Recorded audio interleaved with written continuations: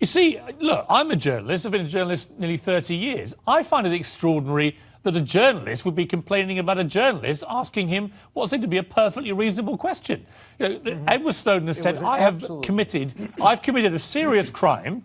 The newspaper that has put this out there surely should be prepared to answer questions about whether anything they have done in cahoots with this guy, we don't know how far it goes, anything they've done borders on criminality. I think it's a perfectly reasonable question.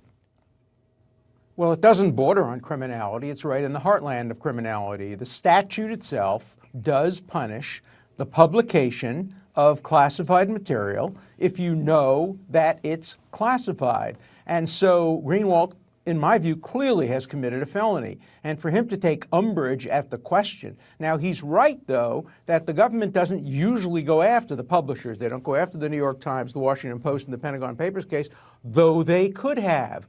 They don't go after other newspapers in the WikiLeaks case, though they could have. They've made a discretionary decision to go after the leaker, but not the publisher. But look, Greenwald's a total phony. He is anti-American. He loves tyrannical regimes. And he did this because he hates America. This had nothing to do with publicizing information. He never would have written this article if they had published material about one of his favorite countries.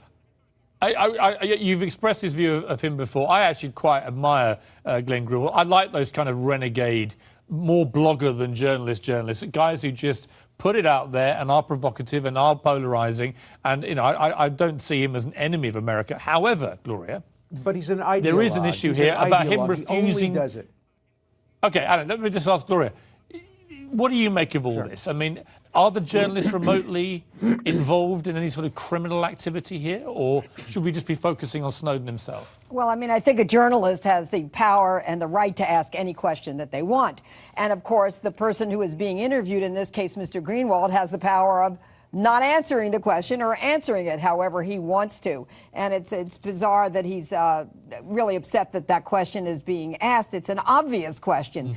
I wouldn't necessarily call Mr. Greenwald a journalist. I would think of a journalist as someone who is neutral. I see Mr. Greenwald as more of an advocate, defending his source, almost acting as a lawyer for his source.